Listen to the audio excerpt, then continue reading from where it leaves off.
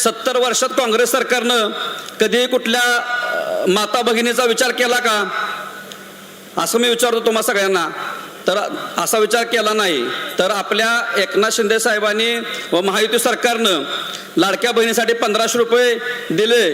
तुम्हा सर्वांना पैसे भेटलेत का? भेटलेत का? मग अशी योजना राबवली. डिसेंबर नंतर आणखीन आपल्याला 2100 रुपये देणार आपलं महायुती सरकार. अनेक शिक्षणासाठी मुलींसाठी शिक्षण फ्री केलंय. मुख्यमंत्री सहायता निधीतनं रुग्णांना मोफत हे दिलं जातंय. अशा अनेक योजना राबवल्या आहेत. मग त्या ह्याच्या योजनेच्या आधारित आपण संग्राम भावना निवडून आणूया. एवढंच बोलतो, थांबतो. जय हिंद, जय महाराष्ट्र. धन्यवाद प्रशांतजी.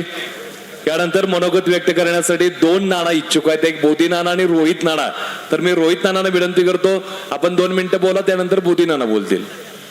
हो, भारतीय जनता पक्षाच्या युवा मोर्चाचे जिल्हाध्यक्ष रोहित नाना पाटील.